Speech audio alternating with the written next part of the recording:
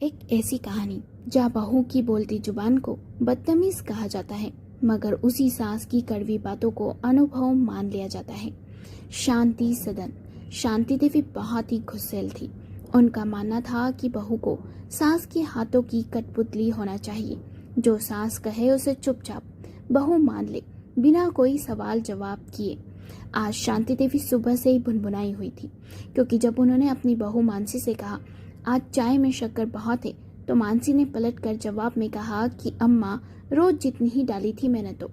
ये बहू दिन ब दिन जुबान चलाने लगी है जैसे कोई कैची हो।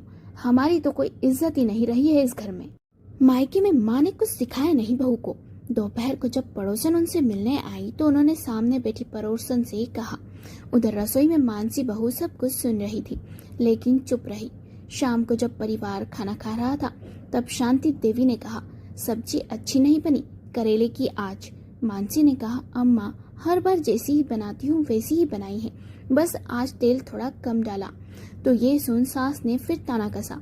हमारे जमाने में तो बहुएं सिर झुकाकर रहती थी, सास की हाँ में हाँ मिलाती थी। ये आजकल की बहुएं तो जैसे जवाब देने के लिए ही पैदा हुई हैं।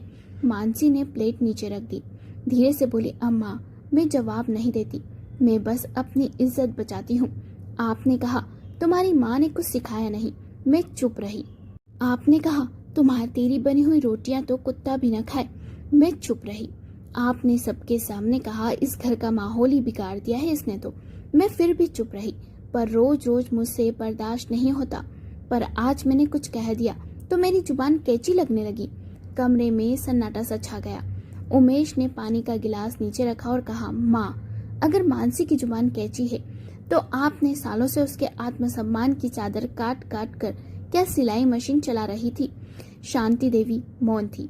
मानसी उठी, सास के पास आकर बोली अम्मा मैं सिर्फ बहू हूँ, आपकी बेटी न बन सकी कोई बात नहीं, पर इंसान तो समझिए।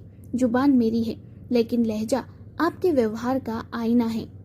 शांति देवी चुपचाप उठकर कमरे में चली गई। अकेले में सोचने लगी कि कहीं न कहीं बहू की बात सही है। जैसा मैं व्यवहार करूंगी वैसा ही मुझे जवाब मिलेगा। मुझे भी अपने आप को बदलना होगा। अगले दिन से शांति देवी के व्यवहार में बदलाव तो आ गया। उसके बाद शांति सदन में शांति छा गई। सब खुश थे, खासकर मानसी, जिसे बात बात पर अब ताने नहीं सुनने पड़ते थे। उस दिन पहली बार मानसी की आवाज घर में नहीं गूंजी, बल्कि उसकी बात दिल तक पहुंची। हर तेज जुबान के पीछे कोई कमजोर दिल होता है जो बहुत कुछ सह चुका होता है। अपने लिए कभी ना कभी आवाज तो उठानी ही पड़ती है। कहानी पसंद आई तो लाइक करें, शेयर करें और कमेंट करके बताएं।